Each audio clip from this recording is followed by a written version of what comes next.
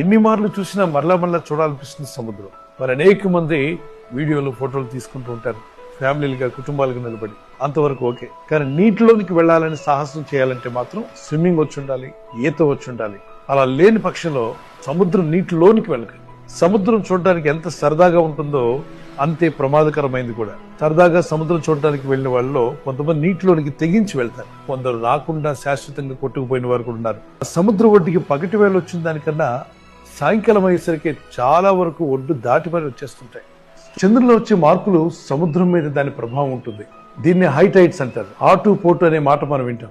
సముద్రం ఒడ్డున ఏదో ఒక జీవి కనిపించిందని, అది సముద్రం అడుగున 1000 అడుగులు కిందకుంటుంది, అక్కడ మాత్రం ఉంటుంది, బయటకు వచ్చి ఆడే చేపలు కావవి, డూమ్ ఫిష్ అని చెప్పన్నారు.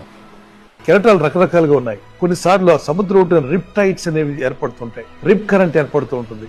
అటు ఇటు రెండు వైపుల నుండి అలలు వచ్చి మళ్ళీ రిటర్న్ లో వెళ్తున్నప్పుడు ఒక ప్రాంతం నుండి దూసుకుని లోపలికి వెళ్తూ ఉంటుంది. ఆ ఏరియాలో కనుక మీరు నీటిలో దిగితే పర్వాలేదు, నిలబడదాం అనుకున్నా కూడా మీ కాళ్ళు ఇసుక తాకకుండా నీరు తోసుకుని వెళ్తుంది. 10 to 15 మీటర్స్ వరకు తోసుకుని వెళ్ళిపోతుంది. ఇలాగనే కాలేజ్ స్టూడెంట్స్ కావచ్చు, యూనివర్సిటీ స్టూడెంట్స్, స్కూల్ పిల్లలు కూడా సముద్రం ఒడ్డుకు వెళ్తున్నప్పుడు ఆగండి, ఒక్క నిమిషం ఆలోచన చేయండి. మీకు ఈత వచ్చా రాదా?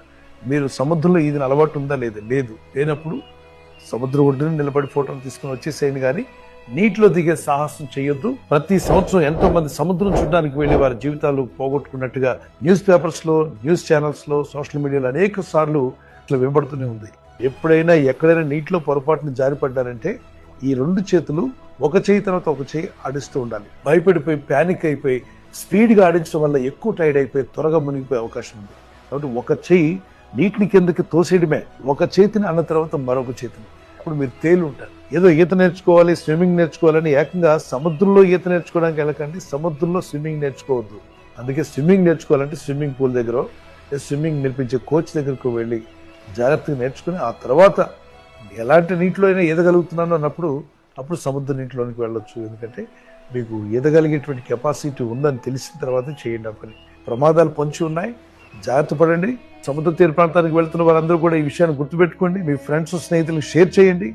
ఖచ్చితంగా జాగ్రత్తలు కూడా పాటించండి. సముద్రంలో నీరు ఎక్కువ, భూమి తక్కువ. 71% వాటర్ భూమిని ఎప్పుడో ముంచేసి ఉండాల్సింది, కానీ సముద్రపు నీరు భూమి మీదకి రాకుండా దానికి సరిహద్దు పెట్టాంట. ఆ సరిహద్దు ఇసుక. అలాగే నీ శత్రువులు ఎంత ఆగ్రహించినా నీ మీద పడకుండా నీ శత్రువులకు నీకు మధ్యన దేవుడు సరిహద్దును పెట్టి నీ కుటుంబాన్ని కాపాడుతున్నాడు. సముద్రం పైన నడవగలిగిన వ్యక్తి ప్రపంచంలో ఎవరు ఉన్నారంటే ఆయన ఒకే ఒకరు, నజరేయుడైన యేసుక్రీస్తు ప్రభు. సముద్రం నడవడం ఎంత ఆశ్చర్యం! నీ సమస్యలనే సముద్రంను దాటి వెళ్లేలా చేస్తాడు. దేవుని దయలో మీరంతా కాపాడబడుదురుగాక.